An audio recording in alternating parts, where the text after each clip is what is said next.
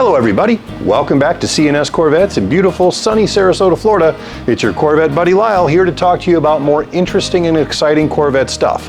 Now before we get started, I have a question for you and I want you to answer me in the comments. I'm going to give you my opinion as I go on here, but I want to hear what you have to say about this.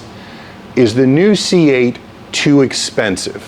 Now I'm not talking about the Z06 or the E-Ray or the blah, blah, blah, with the dealer markup. I'm talking about if you went and ordered a base model from the dealership and were willing to wait the 6-8 months, whatever it is, to get a base model C8 coupe, do you believe that car is still too expensive? So comment below and make sure to like and subscribe if you haven't already so we can continue to grow the channel and explore new Corvette content. Okay guys, after my last video about my theory that the Corvette market has split, I had 700, as of today, 770 comments on that video, and I've read all of them. I've responded to the ones that I had time to respond to, but I've read every last one of them. Man, you guys had some great comments down there. Really thoughtful, insightful opinions about where the Corvette market's going, particularly about the C8. One of the things I heard frequently in the comments, though, was that even though a lot of people like the C8, they believe it's far too expensive and they wouldn't pay for it. So I thought to myself, I wonder if that's really true. Now again, I can't afford a C8 Corvette either, so I'm right there with you guys. But is the C8 Corvette, if you went and bought a stock base coupe, is it percentage-wise more expensive by a big margin over previous generation Corvettes? Now, back in the day, in the 60s and the 70s, the operating idea was that if you had a professional job, you had a good job at a factory, or you were an electrician or a plumber or whatever, you didn't have to be a CEO or a lawyer or a doctor to afford a Corvette. And basically the way they figured it was 1 year's salary of a working professional in a trade should be able to afford a base level Corvette. And they always tried to keep it there. And I knew that was true back in the 60s and 70s, but I hadn't really looked at the numbers in detail in a long time. So I was like, Lyle, let's go in and do some research. Here's what I found. The way I did this was I compared median US income for a given year with the base price of a Corvette coupe of the same year. And what I did was I started in 1963, and then every year they introduced a new generation of Corvette, I went in and checked it again. So here's how those numbers break down.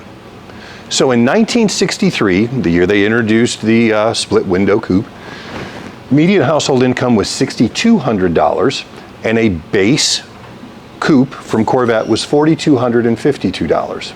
All right. 1968, income went up to $7,700. Cost of a Corvette went up a little to $4,663. 1984, now it's a big jump because the C3 lasted forever. Median income was $26,400 and the cost of a base Corvette was $21,800, so still within the realm. 1997 was among the closest years. Base income was $37,005. A new Corvette base cost $37,495, so really, really close to that median.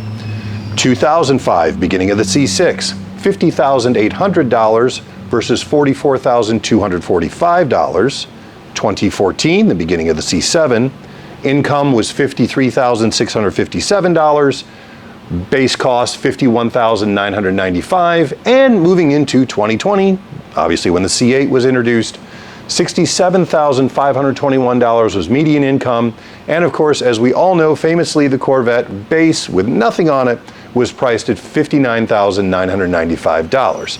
Realistically, if you put any options that you could possibly want on the car, let's say you just did Z51, you'd be right up at the $62,000 to $63,000 mark, making those numbers work. So, in just that tiny microcosm, you can see that the cost of a Corvette related to the median average income has stayed pretty much this way throughout the generations. So you're saying, but they're so expensive today. Well, you've got a high demand and you got dealer markups. So that, yes, and that will calm down. But for right now, let's just go with what the list price is, not what the dealers are gouging you for. But there are other variables involved at this point. We've got inflation up over 40.8% since 2010. And there's a million reasons for that. We're not going to get into that. It's just that's the number. Car insurance alone has almost doubled since 2010.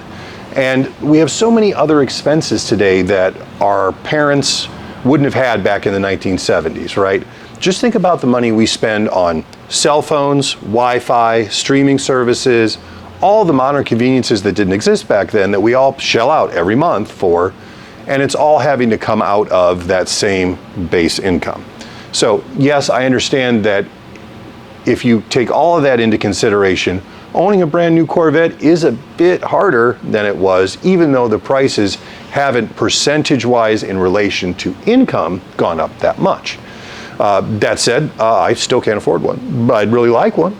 I hope that you guys found my take on this interesting, but again, I'm really interested to hear, given this information, what you guys think about C8 Corvette pricing and where you think it's going to go from here. Because don't forget, while we have the base Stingray and we have the Z06 and we have the E-Ray now, we still have the ZR1 coming out, which is basically going to be a twin turbocharged version of the Z06 with a wider body, and it's going to look different and more aggressive.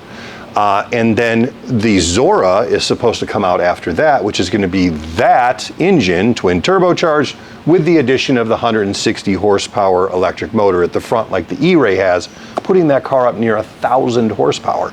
I'm going to do videos on each of those coming up here on what we know so far about those cars, what GM has let leak. But yeah, there's going to be some really expensive Corvettes available coming out in the next couple of years. But the base model is still pretty much near the median income. I hope you found this interesting. I found it interesting because I really thought that the percentage would have been skewed a lot more, but it wasn't. So I'm kind of surprised. I hope you are too. Thank you for joining me. I'll talk to you again soon.